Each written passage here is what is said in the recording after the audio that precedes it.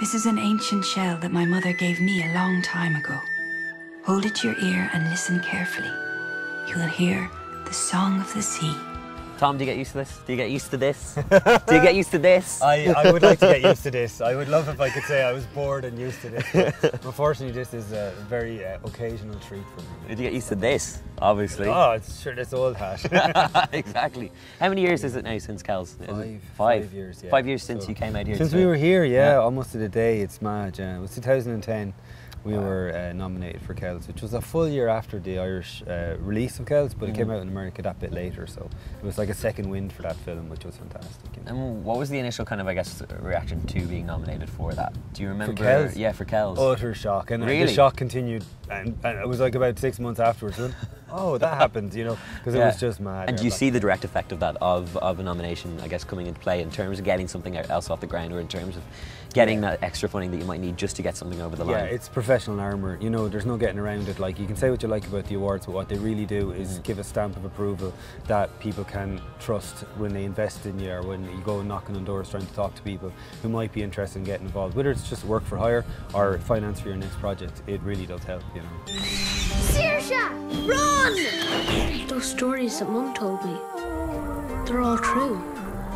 Are you really a Selkie?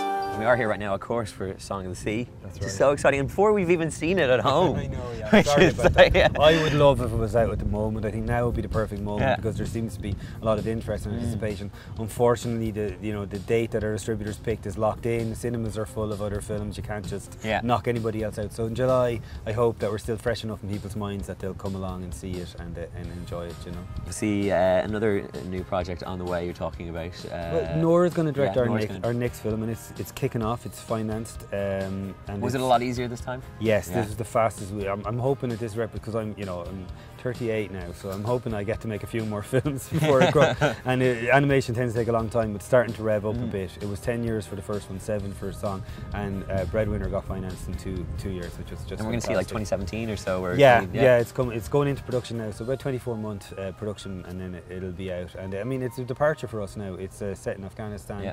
It's based on a book by Deborah Ellis. I'm really excited about. And of course, all the other stuff on the side, like Puffin Rock and Puffin Rock, which is awesome. Junior, yeah, and I love Puffin Rock. That came from the same holiday. I went on holidays down to Kerry, and I had the idea for Puffin Rock and Song of the Sea on the same holiday. Really? So that was a profitable holiday. I said to the lads, you need to send me on more holidays to Kerry. I'm pretty sure we'll probably see, 2017? So that means 20. See you back here in for 3 years? See you then. All of us are connected, and we'll all share in our fate. I have to find her.